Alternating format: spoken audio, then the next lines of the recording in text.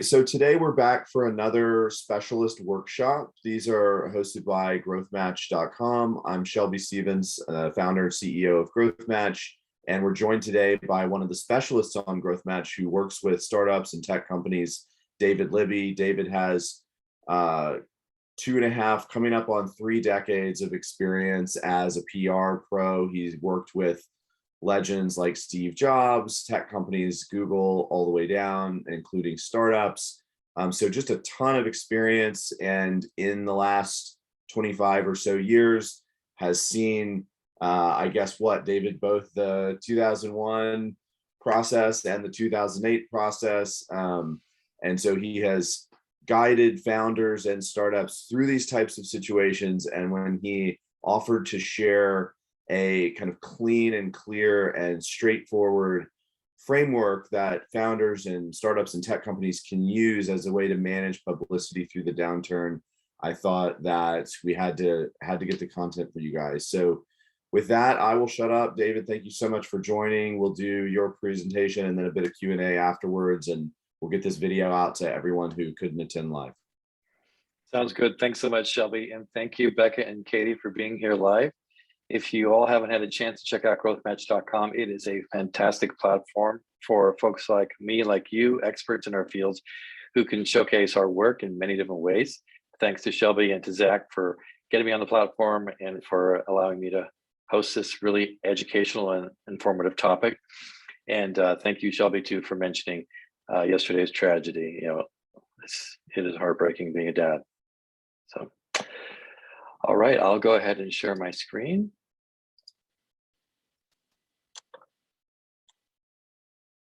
Okay, everybody can see it? All right. So the 5-step PR strategy to leading your startup through a downturn. Oh, here we go. Closed captions is on. All right. So as Shelby mentioned, the startup world is ablaze. Cue the firehouses. You know, there's so much content right now around startups crashing, VCs specifically disclosing that not disclosing that the companies that they funded are no longer. And if you look at Crunchbase's report on this, they have what's called a signal, and there's been about 21 signals to show that there has been a significant uptake in startup related issues around funding, going all, you know, even worse in September of 2020.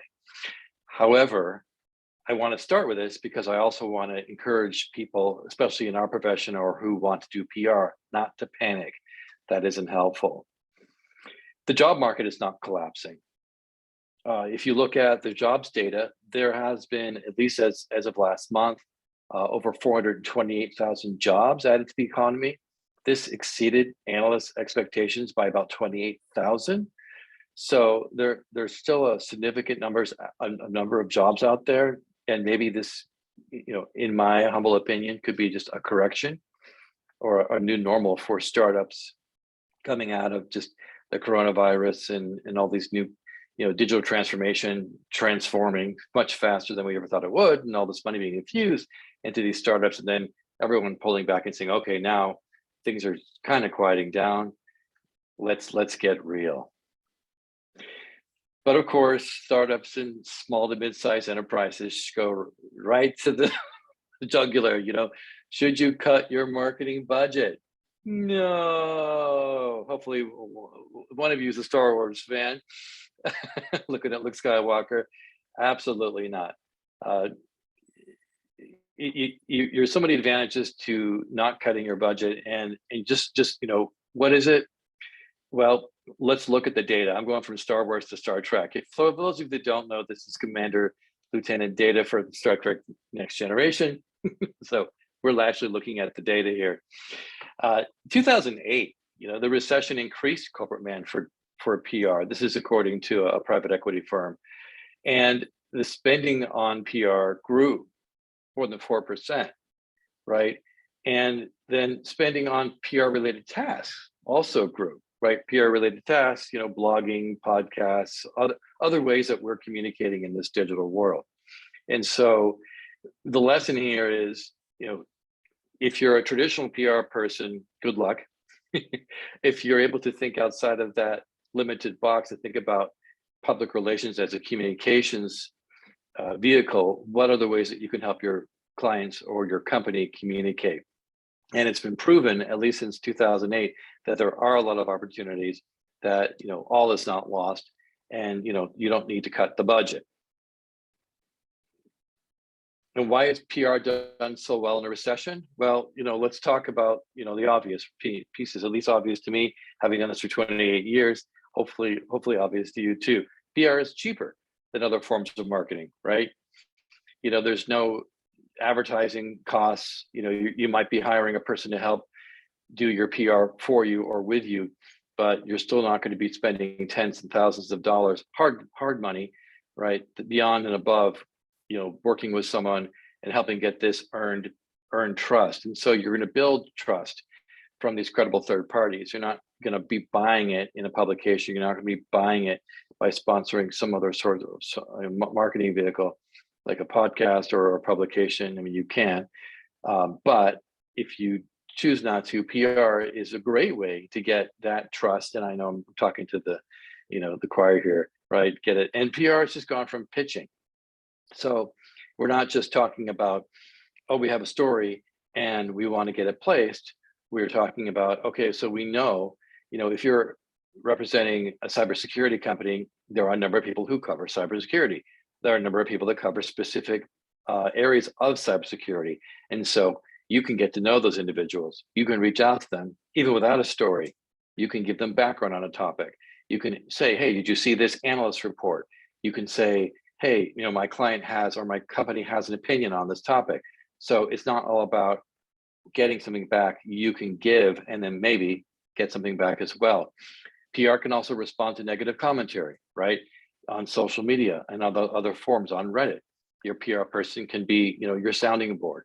Your PR team can create an escalation document. Well, if this happens, we're going to say this. If this happens, we're going to say this. So you're always prepared. And PR creates communities, whether they're communities that they're creating on social media sites. Facebook groups in particular seem to be quite hot among my PR colleagues, and other avenues, even just creating a new community on a Discord, or creating something on Clubhouse, or creating on something on Fireside, or any one of the new social audio apps. You're able to use a PR person to do what they do with the media and network with people that the media would speak to and build those communities. So what can you do now, right? I mean, I really encourage everyone not to think about the sky is falling and just focus. Well, there's two things that you can do depending upon where you are and what stage you're at. On the left side, getting started, we're talking to the startup community. And on the right side, we're talking to the small to medium-sized enterprises. So let's start with the startup community. And these meld a little bit too. So are your executives on board? You absolutely have to have the executives on board from the get-go. In most cases with a startup, it's their idea. They just, either they're experienced or they say, oh my goodness, we've got a product that we need to launch. We need to get a PR person in here to help us draft this press release, create it in a way that's going to be attractive to the media, and then seed it to their publications, maybe get it on a wire service to have it, picked up by search engines. And then the next thing to think as a PR person is, can you maintain a consistent push of the news, maybe even submitting for speaking opportunities, awards, because PR is an evolution, not a revolution. You don't want to just kind of jump into the pool and create a big splash and everyone's like, wow, did you see that? Like all those YouTube videos we see of, funny things happening, right? But then, well, what's next? Well, what's next is we're served up another funny video. I mean, we're constantly hit with relative information that kind of builds on that story and then tells everyone, okay, so if you want to see funny videos, this is the channel to go to, because there's a whole bunch of them. People want that kind of response too from your company. Now, it's not going to be funny necessarily. It's going to be informative, educative about your brand position, differentiation from your competition and your value, but it's going to be consistent. And I'd say the third thing is a startup, and a lot of startups, it's not that they don't want to have a plan. It's really hard to have a plan when you're a startup. First of all, they're small teams, everything's moving really fast, but at least try and create some sort of skeleton. The clients we work with are really smart, and they're looking, okay, let's look out the next 3 months. Let's look out, okay, look at our marketing objectives. How can we align those with our business objectives? Let's look at our content plan. Is it in sync with other aspects of our marketing organization? And so then, as your startup is aging, and in this case, aging could be a good thing, you're hitting on 3 things as a small to medium-sized enterprise. First of all, you've identified your target customers with the right product and service. And so what does that mean, right? What is number one? When you hear you identify your target customers that you are serving with the right product service, what are those 3 words that everybody says? Product market fit. Yep, Shelby is about to say it. There's a seasoned executive right there in the room. Awesome, Shelby. Yeah, that was quick too, man. So yeah, product market fit. That's exactly right. You've shown product market fit. And there's that moment when I know these executives, and I know, Shelby, you've had this experience where you're like, oh boy, okay, we've got something here. And then on top of that, your customers, your logos on your website are not just your logos. They are willing and ready to talk to other people. And maybe they have been already. They've been telling their friends, they've been telling other people in an organization.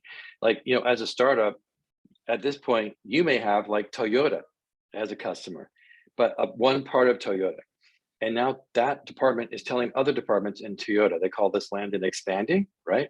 And so, wow, how can marketing, how can PR leverage this really great opportunity where you've got product market fit and you've got customers that are willing to talk about you? Hold on a second. The third thing is that you're demonstrating retention that creates enough revenue or interest to drive attention. And meaning that now you're getting more customers. You're getting all this feedback. You're getting all these, stakeholders who are engaged, customer case studies that are going out. And you're thinking to yourself, oh my goodness, not only do I have a product market fit, are my customers talking about me? I've got repeat customers. I've got growth. And what does growth speak to? Acquisition. You have accelerated your startup to its exit. And marketing is going to help you even get there faster now. So on the left side, where you got started and you had your executives on board, you've got your news, you've got your PR plan, now you're showing growth.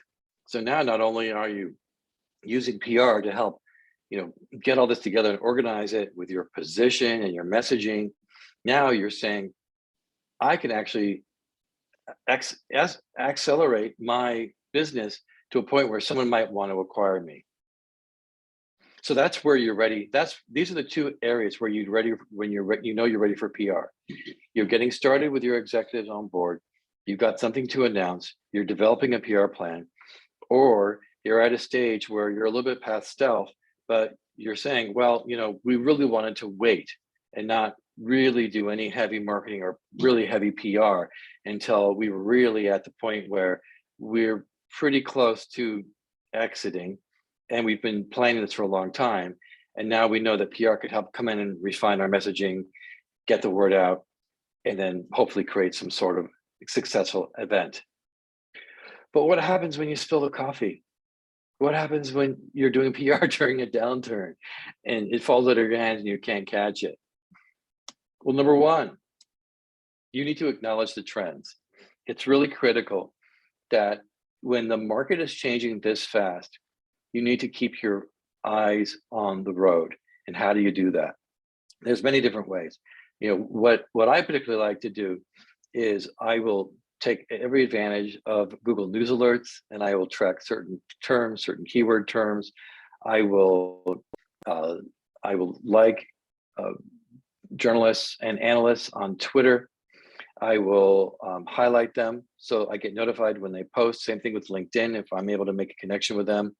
I will purchase a subscription to Feedly.com where I will track certain trends. Feedly has a bot built into it named Leo that actually helps you track a really smart trends based on keywords and names. And so it really kind of delves down into specifically what's happening in an industry. And by doing all of this, what you're doing is you're literally mapping out your circumference of what's happening with you and in your industry, in the market, and among competitors. Let me speak to that. When you're going on vacation, let's say you want to go to Venice, Italy. Do you just look at Venice, Italy, for those of you that have traveled? No, you probably look at the surrounding areas. You probably go onto Yelp. You probably go onto Expedia. You probably go onto all these different sites, Travel Advisor, to see what's the whole landscape of this area. Where's the best place to eat? What are people doing? What's it? This is the same thing with your public relations.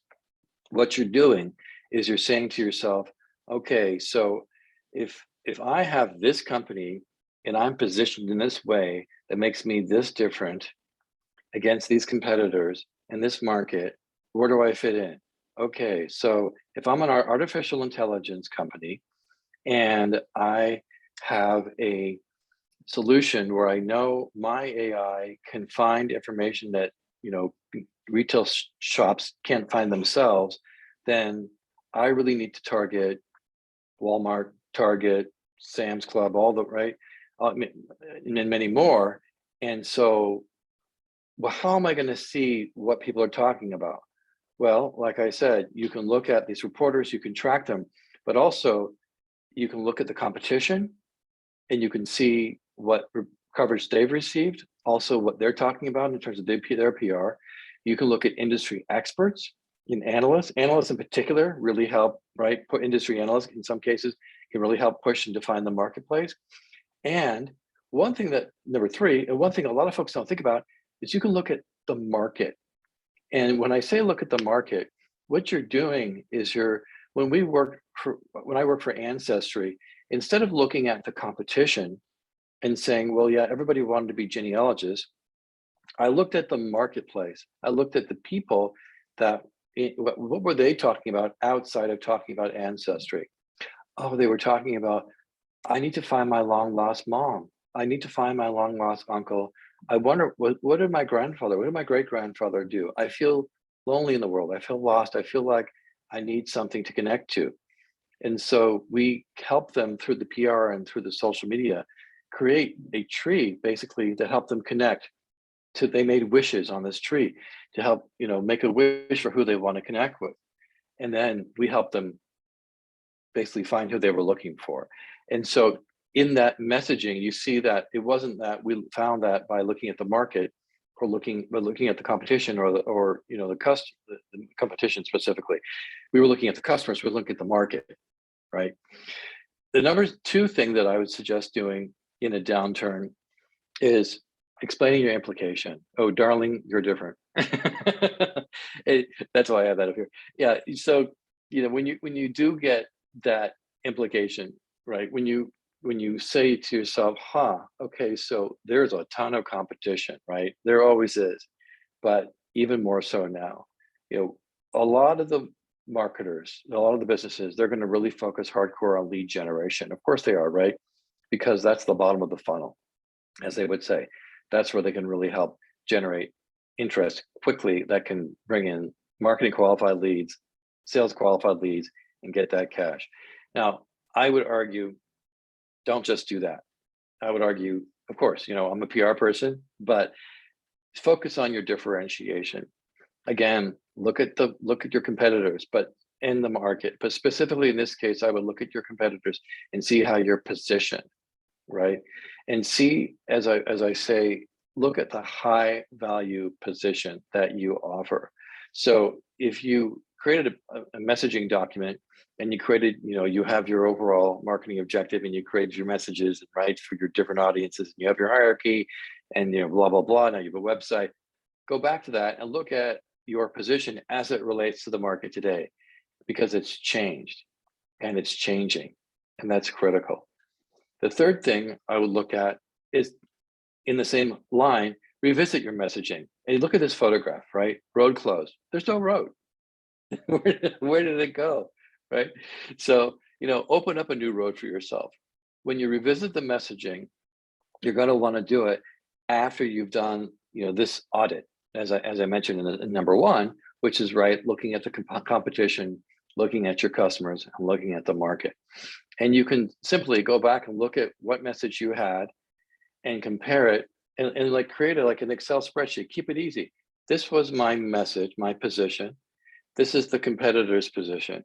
And hopefully you have historical messaging so you can look at what your competitors had. But if you don't, you can look at it today, and you might have even already realized, wow, these folks have pivoted. I definitely should too. And I should build out this messaging. And when I say messaging, there's marketing messaging and there's PR messaging.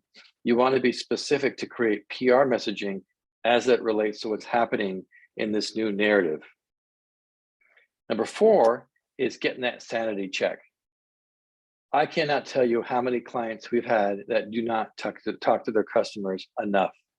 And I find it quite, on one hand, it's quite surprising. On the other hand, sure, we're all busy and they don't want to bug their customers.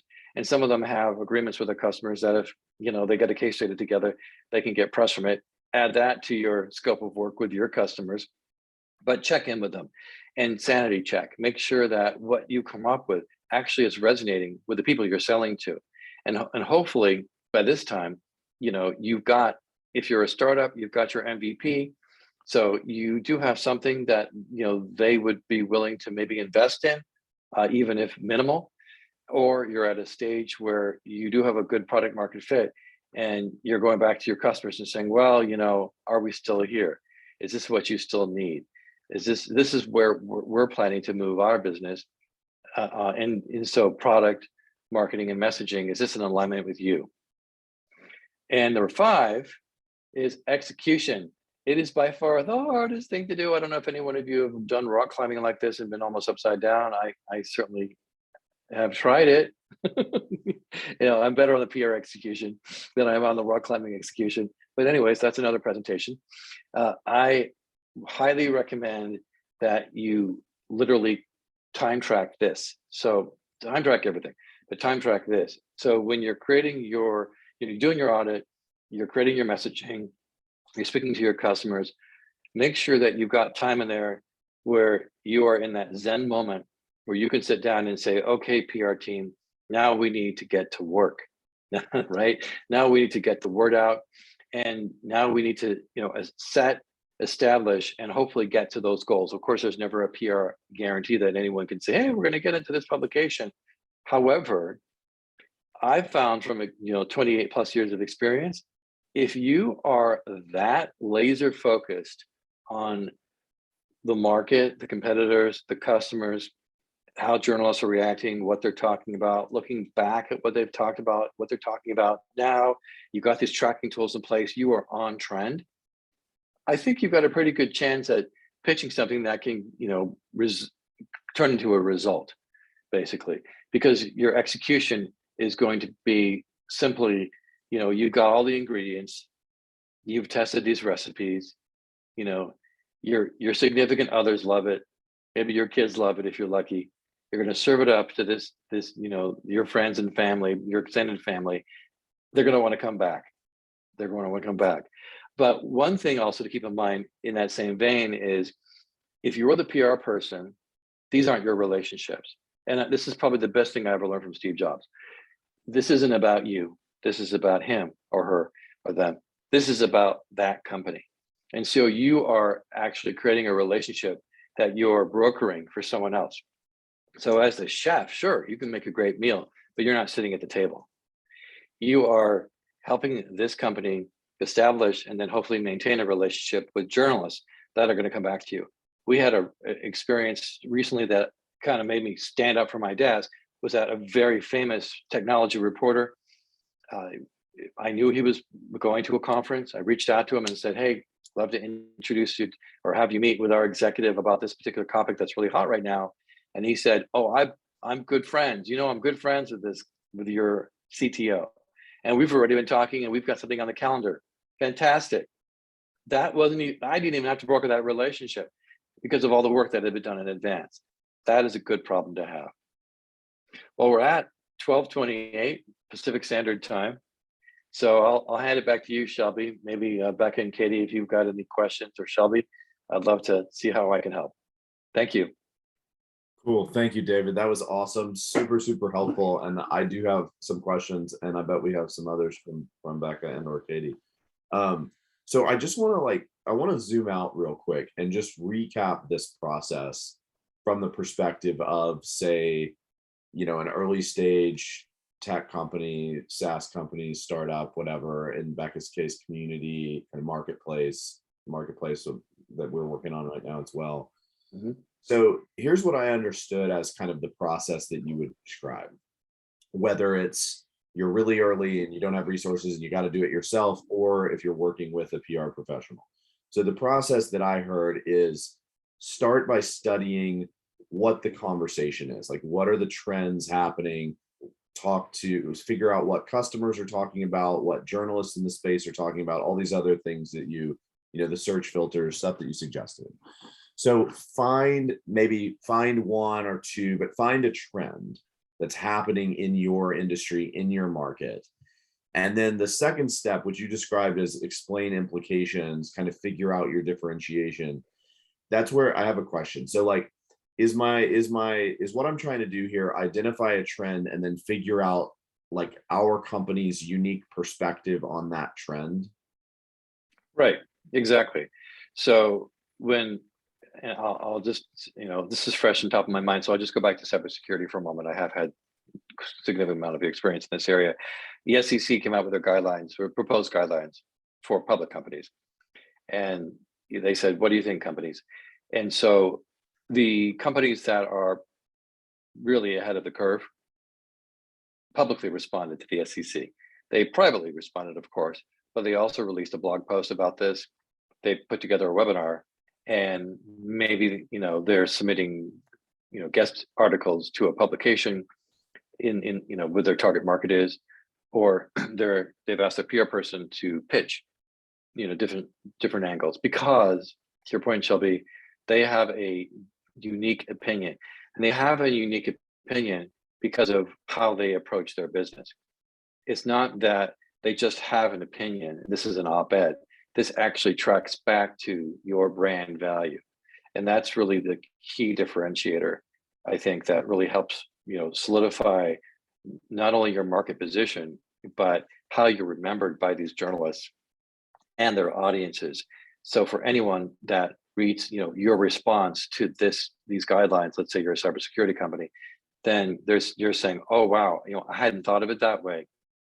This is really an approach that I would like to take. Maybe not right now, maybe, or maybe right now, but this is something that I haven't heard of, or that builds on something that I was thinking, or I feel like I'm related to this particular group.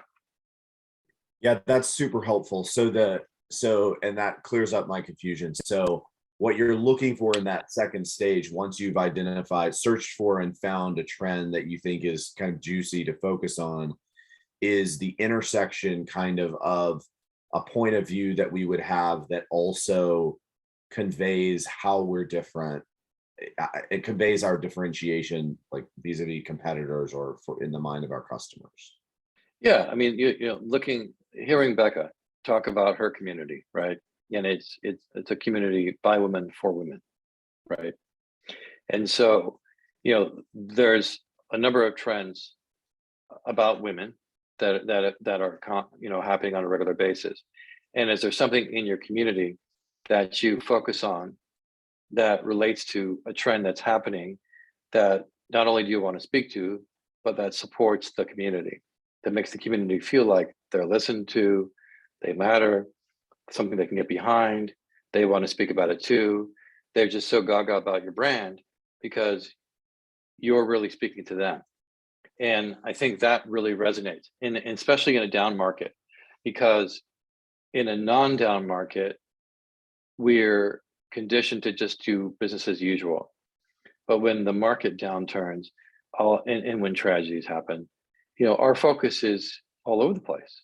We're not focused, and that's when look at us as individuals. That's when we feel like we need to be recognized. We really need to have someone or something to relate to. We need to be grounded, even more so, that because we're so apprehensive, we're so uptight, we're so scared. And so gently, respectfully, and kindly, we can tap into that. And then subsequently, it will benefit the business. In your case, Becca, it'll benefit your community, which will benefit the business. In other cases, it might be a more direct line to the business. It just depends upon what kind of business you have, but you can use PR in many ways to help generate that interest and that momentum. Love that. So search for and acknowledge and find a trend, find kind of the intersection of a point of view we have on that trend that also conveys our differentiation. Then third step was revisit messaging, which is basically crafting the actual message that conveys that point of view. Yeah. And yeah, exactly. That is the process. And I'll even add this, Shelby. How do you find a trend? Right? That's tough. How do you know when you found a trend? Well, especially when you're close to it. This is why sometimes, founders will bring in other people like PR people or marketers to help them identify this. But in one case, we had a client that said X, and I said, "Oh, that's interesting because the Gartner analyst is saying Y." And he said, "You're kidding." I said, "No." He said, "Well, that really isn't the long tail. That's not really where this is going to go." And so I went to the Gartner analyst and I said, "This really famous technology executive is saying X and you're saying Y." And the analyst said, "I hadn't thought of it that way. Can I speak to your client?" They got on the phone. They had this really dynamic conversation. It wasn't an argument. It was more of a discussion around, the Information Week journalist wrote a full feature story on this CEO's take because it was like, well, I hadn't thought of it this way, right? And how did we set that up? First of all, we talked to our clients more often. You get that information, you really get to know them. I mean, this is a marriage. And then you search for people that are like on the fringe of like, they're touching on it, but they're not really educated as much as they could be because maybe they're not in it. Then you bring it back, but you then educate the journalists about how wonderful your client is, right? It goes back to kind of like pushing a little bit further past the startup. They've got product market fit, they've got a number of customers, or you lean on like maybe Becca, one of my daughter's name is Becca or Katie, and she would never be called Becky. Maybe, you look at your experience, right? Maybe, or Shelby, maybe, you've got a lot of, successful entrepreneurial experience. You've got your own bios together. And so maybe that journalist is saying, I really need to speak to this person. Katie, I know you've been, in Ketchum, right? You got a really good background in PR and what you're doing. I feel like I know you well. And if I put you in front of the right publication, I think they'd want to speak to you, right? And so even if you can't tell them you've got 10 clients right now and you've got 50 in your group, what have you, the bottom line is you've identified an opportunity that no one else is thinking about, that's trending, that you can speak to, and you're putting yourself in front of the right person at the right time. That's super helpful. I want to double click on the fourth step. So we've covered finding a trend, this point of view that highlights differentiation, crafting the actual messaging. So the sanity check, I just want to double click on this. So, I'm a huge proponent of just customer discovery and continuous customer discovery in general. Mm-hmm. So I'd love to hear in more detail how you think about this step. What are you going out? Exactly what types of conversations are you having with customers, that kind of stuff? Absolutely. So I first have to caveat, Shelby, and say with all due respect to my marketing friends, and I have a lot of them, you're not bringing in the PR people enough. I mean, I could even say the same thing to the founders, or even better, the product marketers, right? They're the most guilty because they're coming up with these really gorgeous, like really detailed questionnaires. And they have these incredible relationships with their customers, especially the customer service representatives, right? And they really know them inside and out. And then they expect the PR people to then take whatever they learned from that conversation, making it PR. Let's get into this publication. Let's get it. And I say to myself, oh my gosh, okay, so in the sanity check with a customer, marketing organization founders, please sit down with your PR people and say, okay, if we have a conversation with a customer, What do we need from them from the PR side? I mean, obviously, we want their logo on the website. Obviously, we would love them to give a testimonial. Obviously, or maybe not so obviously, we would love to have them do a case study, right? Maybe not so obvious is that customer wants to be seen as an innovator in this space. That customer is really whole hog on Web3 and would love to get a mention in any publication that they can put on their website too. And you happen to be a pretty, DeFi Web3, innovator, and you're getting a lot of attention. So you go to your customer and you say, would you like to speak to this? So you're sitting down with the marketers and founders and saying, in the perfect world, we would love to know if the customer could speak to these topics. We would love to know if they would be open to speaking to these publications. We just had a conversation with a client this week, as a matter of fact, where this client is a huge name, huge name. And he said, I would love to have you write a press release that I'm participating in your company and your client in this event we've got coming up. I would love you to promote it and put it all over events coming up. But, like heck, if I'm going to, do any kind of PR, and why not? Because, in his world, he's contractually bound to do PR when he's bound to do PR. When it's outside of his cycle, he won't do that. Now, having worked in that sector for a long time, I knew going in not to ask that question. I kind of joked around about it just to kind of tease it out and see if he might be interested to do maybe, something big like the Today Show, or no interest. Fine. Okay.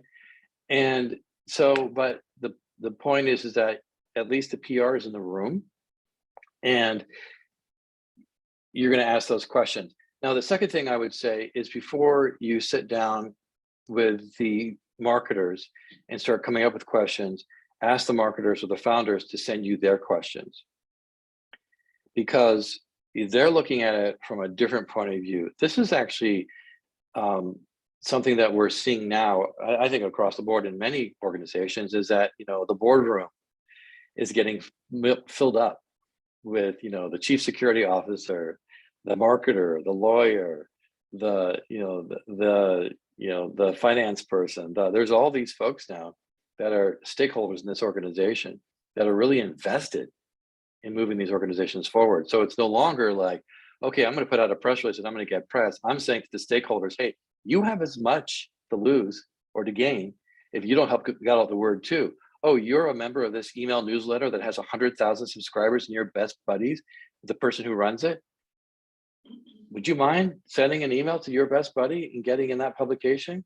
Right now, before these folks, I don't want to go off on a tangent, but before these folks sit down with these customers, understand what the CEO is thinking about, what questions he or she or they want to ask. Think about it from what does the head of product want to ask? What does the, maybe legal team want to ask? Or maybe what don't they want to ask? And ask those questions. Because the worst case scenario, you'll just get a no. But you'll never know if you don't get a no.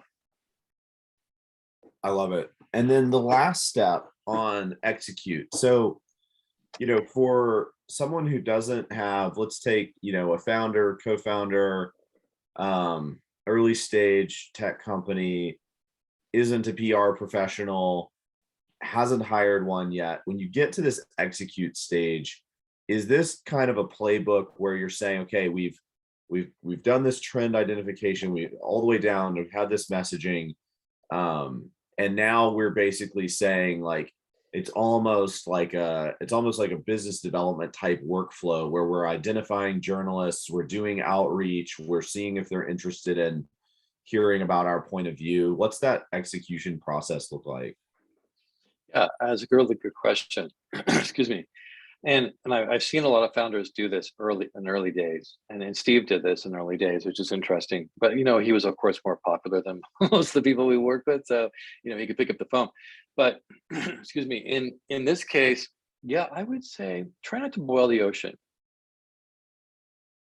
It's not about quantity; it's about quality, right? And in a lot of these publications, at least online, even some of the bloggers have their email addresses on these websites. It's a little bit harder to reach out to radio and television. Podcasters, not so much, but of course, in the podcast world, there's a long tail of podcasts. In certain terms of, you pitch them today, they may not be able to talk to you for another 6 months. But my point is, let's say, for example, at Business Insider, which is now Insider, right? There's a person there that writes about a specific topic, and you've been reading that person's articles for quite some time because it's right in line with what you've been doing.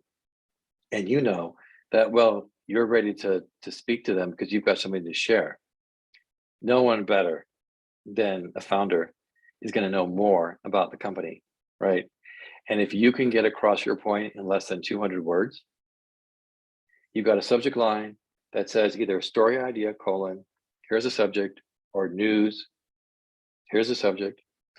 And in that little pitch, it's, hey, Jennifer, I saw that you've been writing about this. I've been following you for quite some time.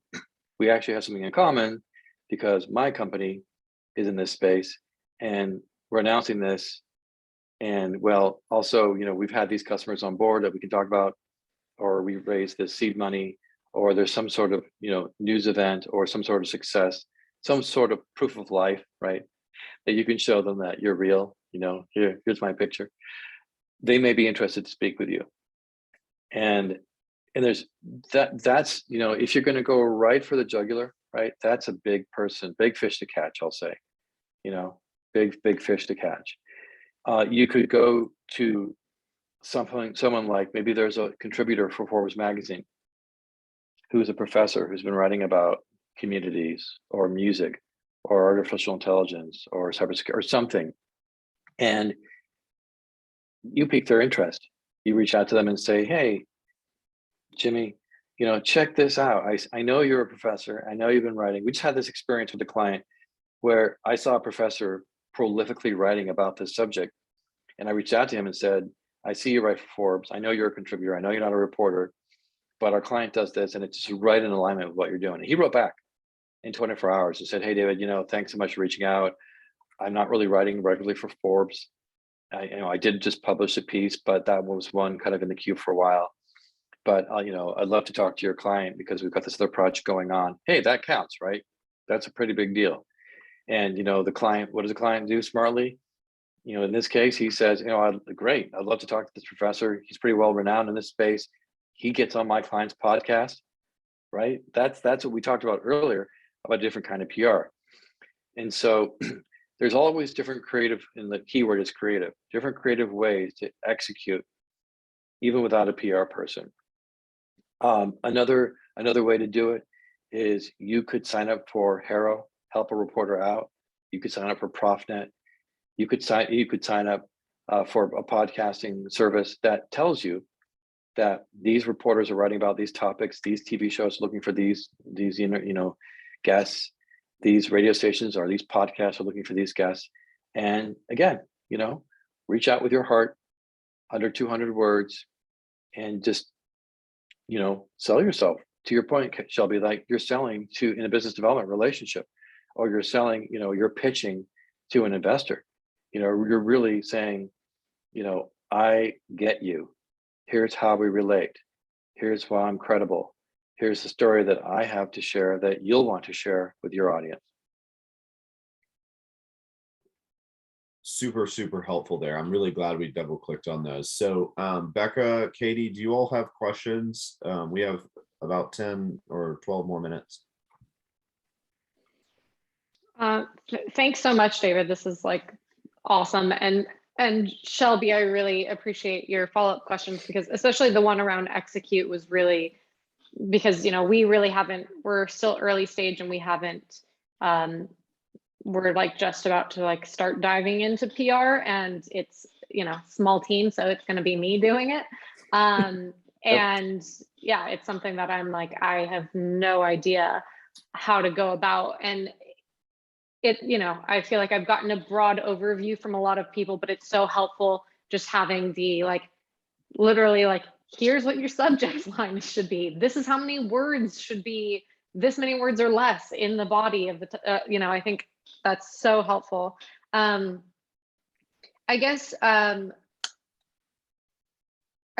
of like, what's your thought on, I feel like most of my questions were answered by Shelby going back over things, but I guess my one question is, what's your thought around, since this will, like, we are just diving into PR, so this will be kind of like our first bit of PR.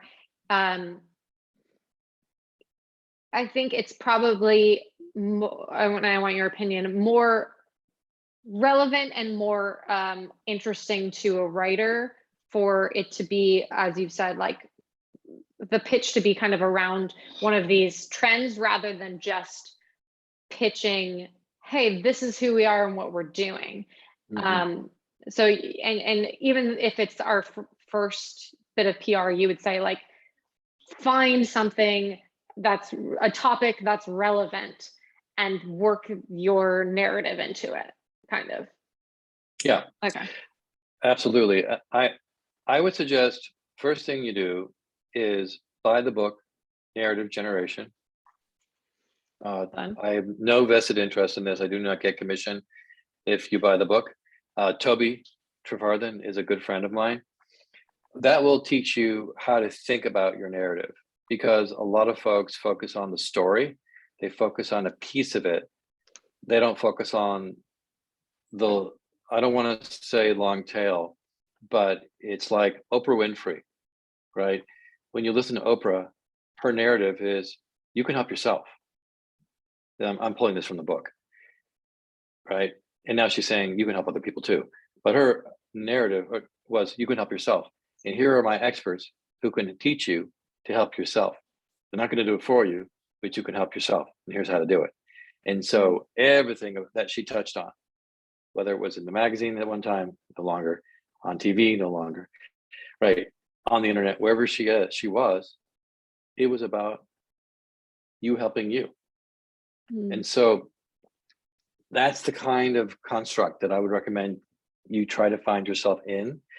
I think it's most easy to look at trends, because trends, it takes two to make a trend, right?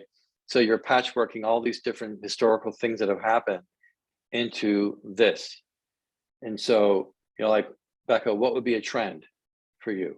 Like, just, I'm gonna put you on the topic. Yeah, I mean, I would just say, like, something around women, like maybe like women in work. I don't know, like women's like pay equality. Yeah, so that's a big trend.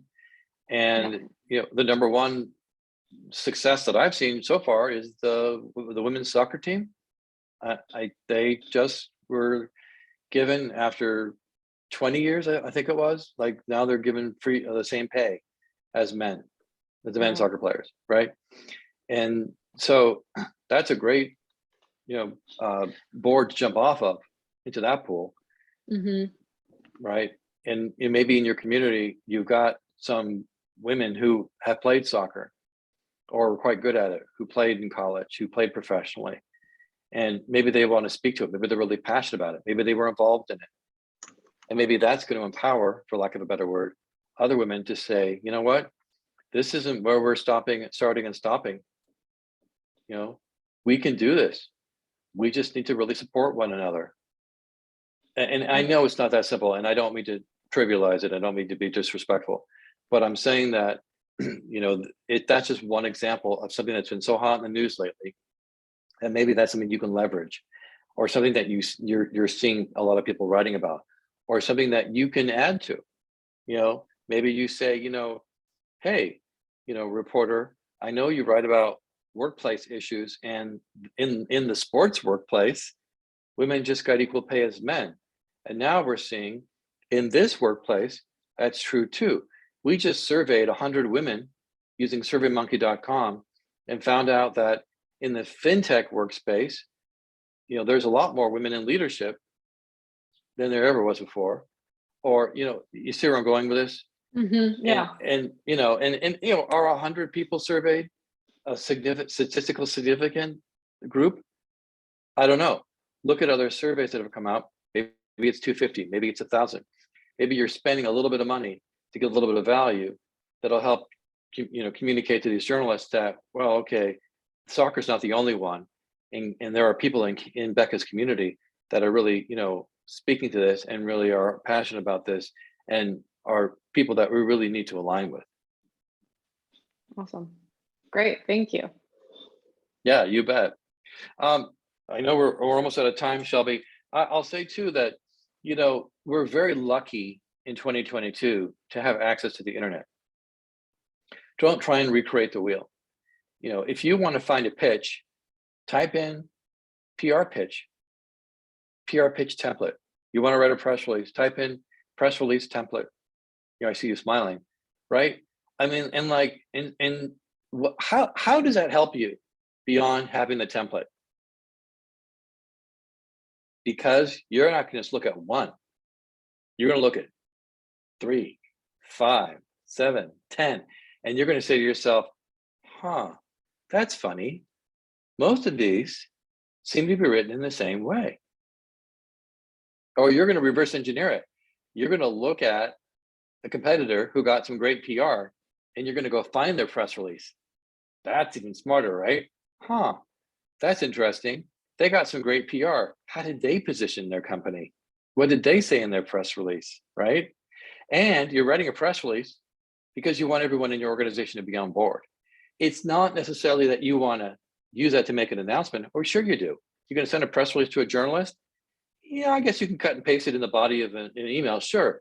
But stick to those first 200 words. You got to get that across when you pitch. They're not going down. They get hundreds of these pitches a day, but you're schooled, right? Because you knew to go on the internet and to see the competitors' press releases, because for gosh knows what reason, everyone's a little too transparent today, and they're like giving away how well they did. And you're saying, oh, I'm not going to copy them. I'm not going to plagiarize, but I'm going to use this approach in my marketing and my PR too, because it worked for them and it might work for me. So don't create the wheel. Follow the pack, differentiate yourself, keep your nose to the ground, and execute, and you'll be successful too. I love it. I think that's a perfect place to land. David, before we hop off, do you want to just quickly describe what you help tech companies do? Absolutely. Thanks so much, Shelby. So at twopins.com, we amplify the value position of B2B tech companies. So whether you're in a startup or you're in a small to medium-sized enterprise, we help you amplify that message to attract, to essentially create more brand awareness, or to help accelerate you to your exit.